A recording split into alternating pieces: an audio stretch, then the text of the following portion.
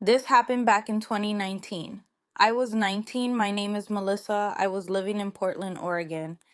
It's late and I'm driving home from work, an hour's journey through winding country roads. The moon is full, casting an eerie glow over the landscape. The only sound is the hum of the engine and the occasional rustle of leaves in the wind. My 1990 Mercedes Benz, a gift from my late grandfather, has always been reliable, but tonight the fuel gauge is dangerously close to empty. I should have filled up earlier, but work was hectic and I was eager to get home. The countryside is desolate at this hour, and I haven't seen another car for miles. The trees on either side of the road create a tunnel, and their shadows dance menacingly in my headlights. My phone's battery is dead, and there's no way to call for help.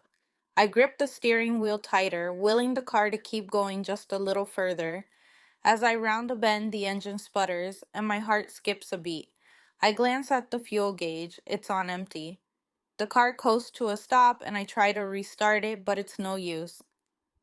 I'm stranded. Stepping out of the car, the cool night air sends a shiver down my spine. The nearest gas station is at least 10 miles away, and there's no sign of civilization in sight.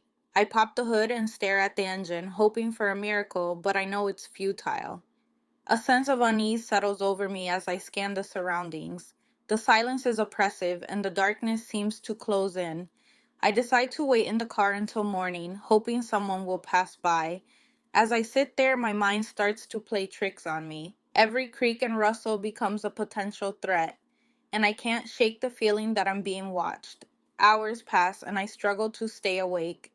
Suddenly, I hear a faint tapping on the window. My heart pounds as I turn to look, but there's nothing there. Just the empty road and the dark woods. I try to convince myself it was just a branch, but the tapping comes again, louder this time. Panic sets in. I lock the doors and peer into the darkness, but I can't see anything.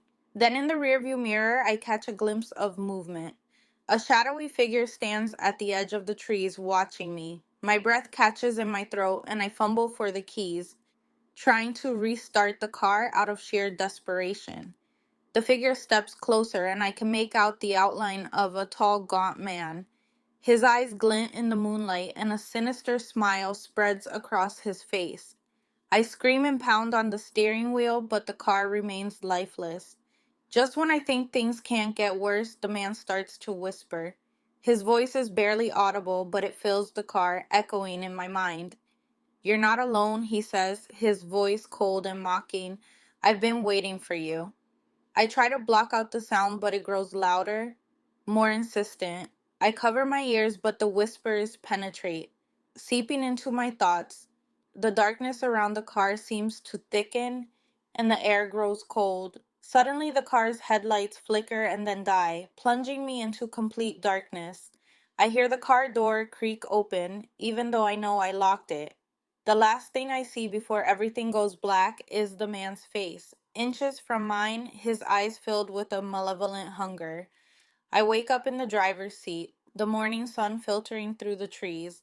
The car starts without hesitation, and I drive home in a daze, the events of the night feeling like a terrible nightmare. But as I step out of the car in my driveway, I find a small blood stained note on the passenger seat. "Until next time,